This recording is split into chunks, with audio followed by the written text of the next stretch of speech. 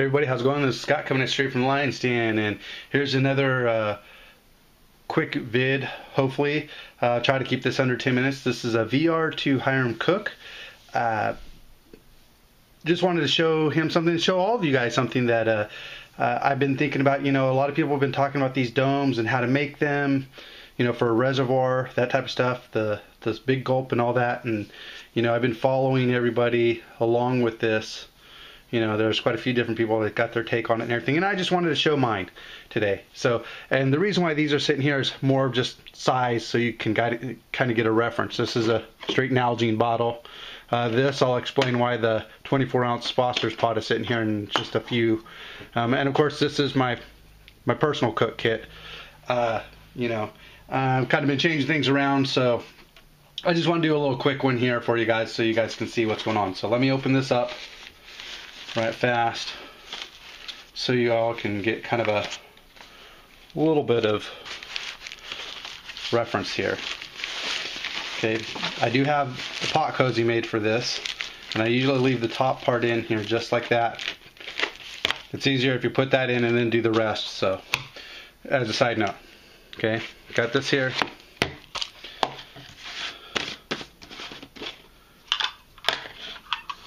I use napkins to kind of keep the noise part down, you know, especially when you're using this, because, you know, things tend to rattle. So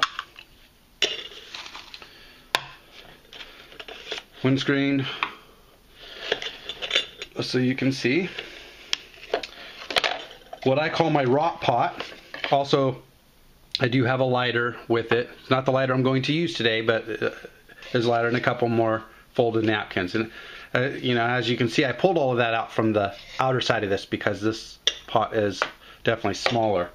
And that's what these two are here for. Is here's the 24-ounce Foster's pot that most people use, and then using the smaller ring and lid from Smoke Eater 908, you know, you can use a smaller can. You know, it's, there you go.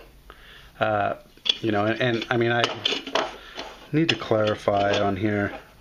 I believe these are like the 32-ounce. They're the large Foster's pots, Foster cans. You know, and then this is like a long, tall can that's like a 20-ounce or 24-ounce can.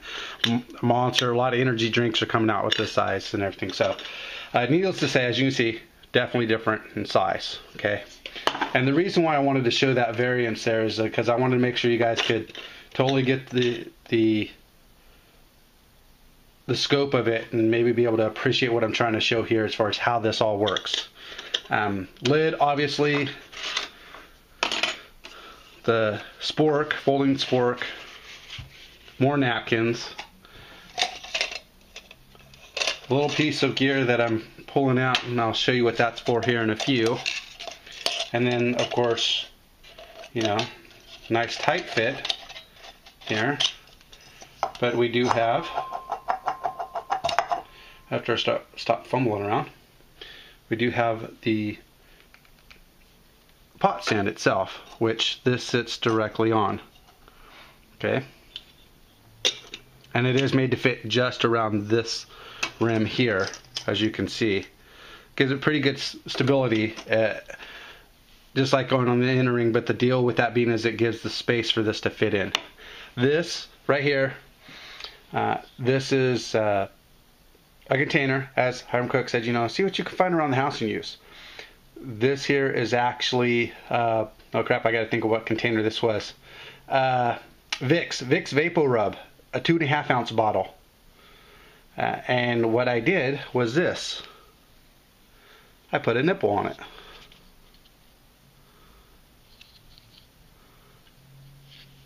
That's it. It got used. It's done. I took the paper off and everything, and I need to make a disclaimer. It's not going to show up well in video. However, with the naked eye, you can actually see well enough through this. You can shine a light through the back and actually see what your volume is when they're fluid. Now, this I know seems quite large, you know, for this, and I showed you everything else here, and it's kind of the, well, what's the point, you know, of this? Why not carry something smaller? Well, the reason for this being, and why I chose this particular container, is because not only is it my reservoir, but when I'm done using it,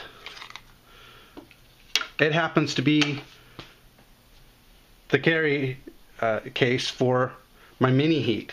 These small stoves, if you're using a smaller bottle fed stove, it happens to fit in this type of stuff. And you know, you could use the larger one even and possibly get a larger stove in here. It's just the diameter that's the big key to it. You know, something like a most of tinny stuff is not going to fit in this. If you go with, you know, like his SBs or anything like that, you know, most of his modular stuff is not going to fit in this. And the Georgia Heat from Smoke Eater is not going to fit in this. They are actually about this size, so it's not going to work in this. This is definitely for a smaller stove, but it is really nice, works really cool. And since, as you guys know, I am completely, you know, just in love with the mini heat. It is my go-to stove. I use it for most of the stuff I do.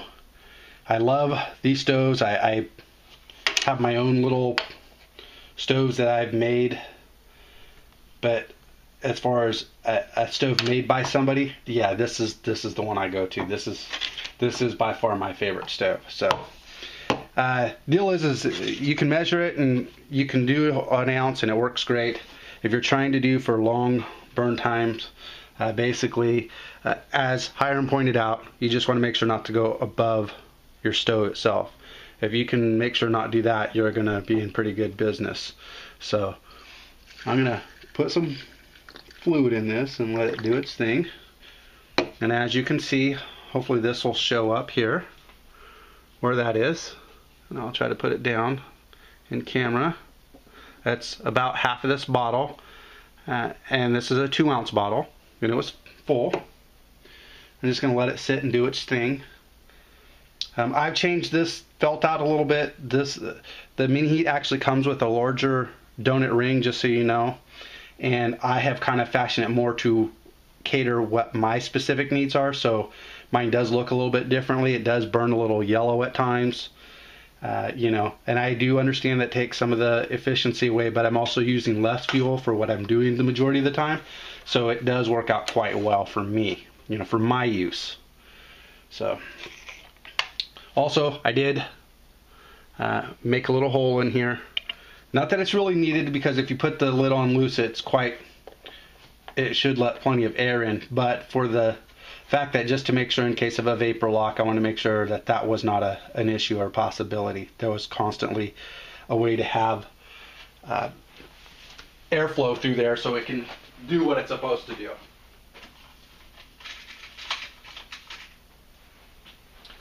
Now, being that this is using a bottle at home and that there's not much in the way of changing anything, literally it is, I just added a nipple, you know, for the most part. That's all I did. Okay, this does have a bottom valley in it, like a ring, so to speak. It is not flat like this. So the way to make sure that you are using all the fuel, or 99.999998% of fuel, so there's basically just a few drops left, you can cheat. You can do this out in the woods. Just use a little twig or something. I use a couple of pennies here at home, just to show you, just to elevate it just ever so slightly so everything tips towards that. Okay, and it's starting to feel wet. The biggest key is just kind of waiting and let it do its thing.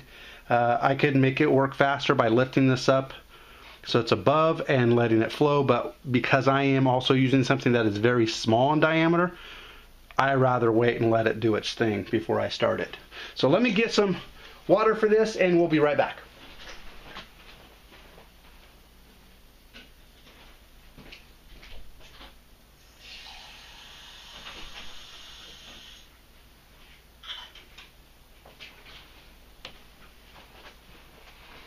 And I have to say, I lied to you guys. It is going to be more than 10 minutes on this video. So let me light this. I'm going to set this on.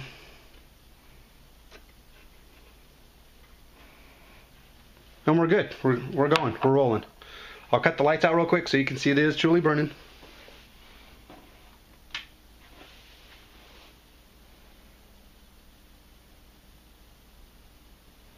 Let me cut this down here, guys. Give me a second here as I take you off tripod.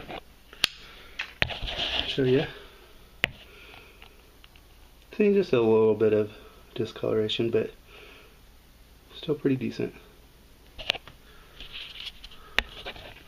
pop you guys back up on here. Turn the lights back on.